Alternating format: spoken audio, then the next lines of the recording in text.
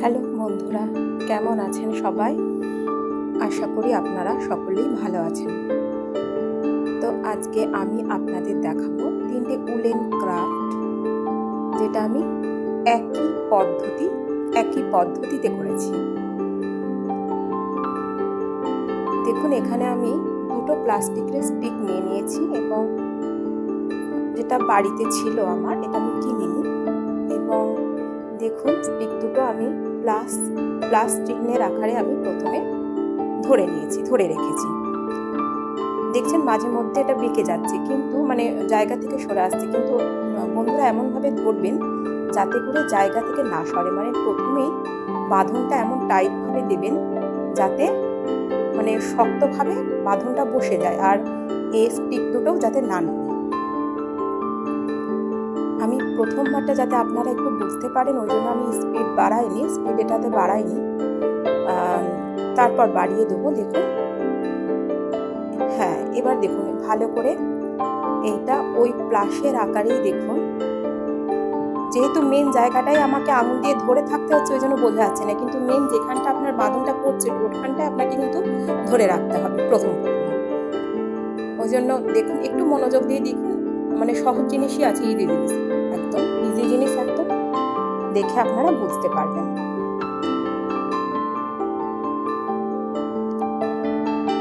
হ্যাঁ, এবার দেখুন, যখন বাঁধনটা দেওয়ার পর কি করবেন, একটা স্টিকে ডান্ডিতে আপনি কি করবেন, দুবার করে একটু পেঁচিয়ে নিতে হবে যাতে করে শক্ত থাকে। একই জিনিস, একই কথা, মানে যাতে প্রথমেই বাঁধনটা যাতে শক্ত হয়।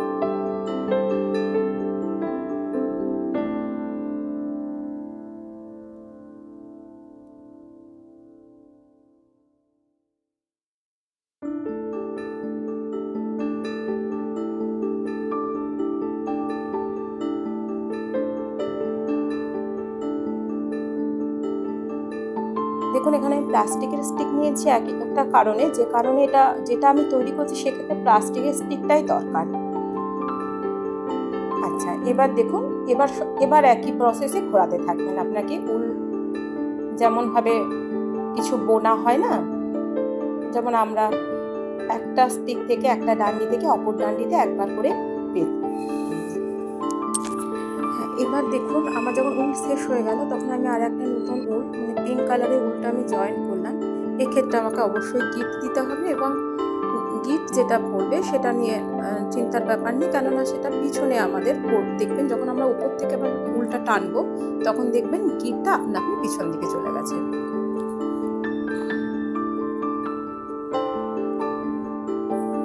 আচ্ছা, এবার দেখুন, আমার যখন অনেকটা তৈরি হয়ে যাবে না, তখন শেপটা ঠিক এরকম চলে আসবে। এটা কিন্তু উল্টো দিকটা আমি দেখাচ্ছি আপনাদের। আমি বললাম না যে প্লাস্টিকের স্টিক নেওয়ার কারণ ছিল এটাই, যাতে শেপটা আমার এরকম আসে। একটু টান করে করবেন, দেখবেন এরকম ভাবে আপনার শেপটা চলে আসবে। কাজটা আমার অনেকটা হয়েই গেছে। এবার আপনি যতটা বড় করবেন ততটাকে, সেটা আপনার ব্যাপার। সেক্ষেত্রে আপনার স্টিকটাও বড় নিতে হবে আর উলটাও একটু বেশি লাগবে, তো মানে এর সাইজটা আপনার ব্যাপার। আচ্ছা, এবার দেখুন, আমি সাদা উল নিয়ে নিলাম এবং আমি 3 আঙুলটাকে কিছুটা জড়িয়ে নিলাম এইভাবে। আপনারা একটু দেখুন, হ্যাঁ, এইভাবে মাঝখানে আরেকটু পাকিয়ে নিয়ে এটা আমি কেটে দেবো, এবং তারপরে কি করবো, এটা আপনি ওইখানে ওই সুতোর মধ্যে দিয়ে ঢুকিয়ে দিতে পারেন। যেভাবে হোক আপনি এখানে একটা বাঁধন দিয়ে নেবেন।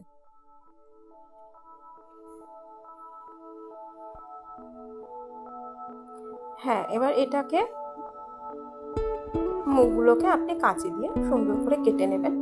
তারপরে সেটাকে কিন্তু আমরা যেভাবে শেপে নিয়ে আসি, মানে আমার যে উলের যে একটা ছোট ফুল টাইপের গোল রাউন্ড শেপ একটা আমাকে নিয়ে আসতে হবে, যাতে করে দেখতে ভালো লাগে। মেন কথা, আপনি যতটা সুন্দর করে করবেন, আপনি সময় নিয়ে করবেন, ততটা আপনার ভালো লাগবে। আপনার নিজের তো আগে ভালো লাগতে হবে, তারপর তো আরো 5টা মানুষ আপনাকে ভালো বলবে, এটাই যা। হ্যাঁ, যাকে এটা আমার একটা রেডি হলো। এবার এইভাবে আমি আরো কয়েকটা আমি তৈরি করে নিয়েছি, একইভাবে একই প্রসেসে।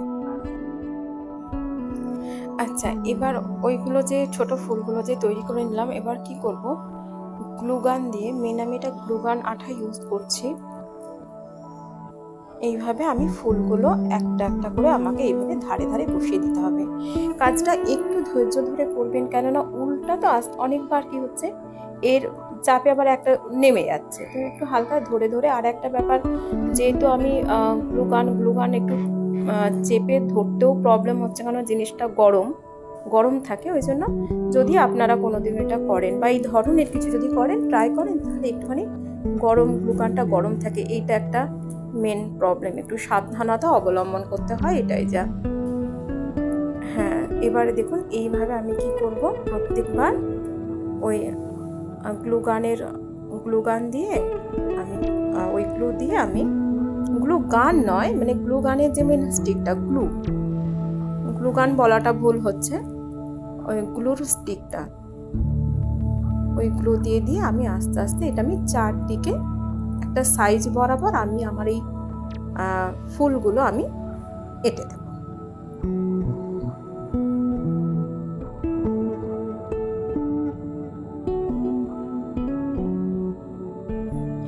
এবার দেখুন জিনিসটা আমার মোটামুটি ভাবে তৈরি হয়ে গেছে। চারদিকে ফুলগুলো আমি লাগিয়ে দিয়েছি।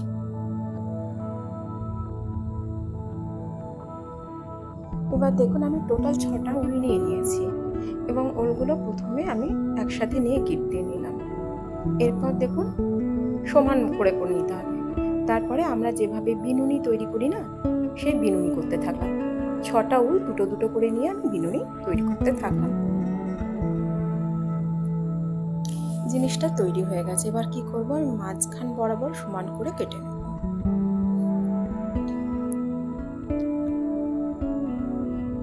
আচ্ছা, এরপর দেখুন আমি বাস্কেটটা নিলাম, যেটা আমি মেন তৈরি করেছিলাম। তো এবার কি করব, আমি কোণের দিকে এই কোণ ওই কোণ বরাবর আমি এই বিনুনিটা, মানে দড়ি যেটা তৈরি করলাম, সেটা কিন্তু আমি আটকে দেবো।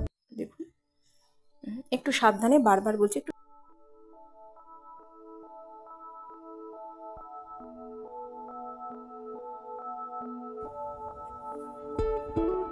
আর এই হলো আমার বাস্কেটের ফাইনাল লুক। এবার চলে এলাম আমি আমার সেকেন্ড আইডিয়াতে। দেখুন ওইভাবেই কিন্তু আমি যেভাবে আমার ফার্স্ট ক্রাফট যেভাবে তৈরি করলাম, ডিআইওয়াই বলুন, সে একইভাবে এটা তৈরি করেছি। শুধুমাত্র ফারাক একটাতেই, যেখানে আমি ওখানে প্লাস্টিকের স্টিক নিয়েছিলাম, এখানে কিন্তু আমি সিম্পল কাঠি নিয়েছি। একইভাবে, অন্য কিচ্ছু না, অন্য কোনো ফারাক না, শুধুমাত্র প্লাস্টিক ছিল, এটা সিম্পল কাঠি। এবার একটা সাদা সরু লেস নিয়ে নিলাম এবং সেটা আমি সেলাই করে দিলাম। ধার বরাবর আমি এটা সেলাই দিয়ে দিচ্ছি।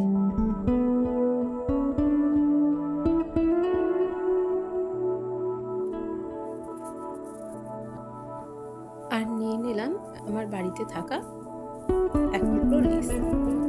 এরপর আমি এই কার্ডবোর্ডটা আমি লেসটা দিয়ে গুটিয়ে গুটিয়ে বেঁধে পুরো ঢেকে দিলাম একটা ডান্ডি মতন করে। এবার অন্য একটা উল দিয়ে আমি লেসটার সঙ্গে ডান্ডিটা জয়েন করে নিলাম, দুটো দিক, উপর দিকটা এবং নিচের দিকটা ওইভাবে জয়েন করে নিলাম। দেখতে থাকুন, বুঝতে পারবেন।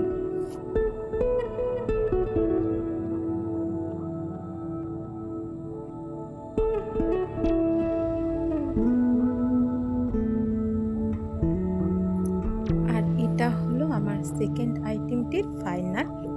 দেখুন কেমন লাগছে। হ্যাঁ, এবার আমি চলে এলাম আমার তৃতীয় ক্রাফট নিয়ে। ওইভাবেই তৈরি করা সেম জিনিস, দেখুন উল দিয়েই তৈরি করেছি, সেম প্রসেসেই তৈরি করেছি। এবার শুধুমাত্র লেস নিয়ে চারধারটা আমি আঠা দিয়ে আমি এইভাবে আটকে নিলাম। আর কিছুই না, সেম একই জিনিস একই রকমভাবে করা।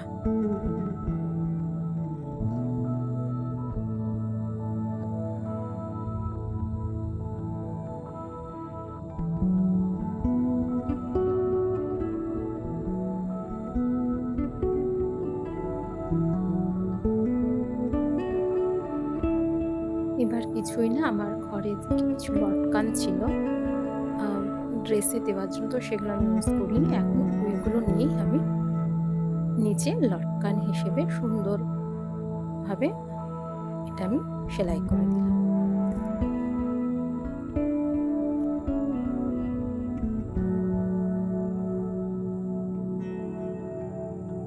আর এই হলো আমার থার্ড আইটেমের ফাইনাল লুক।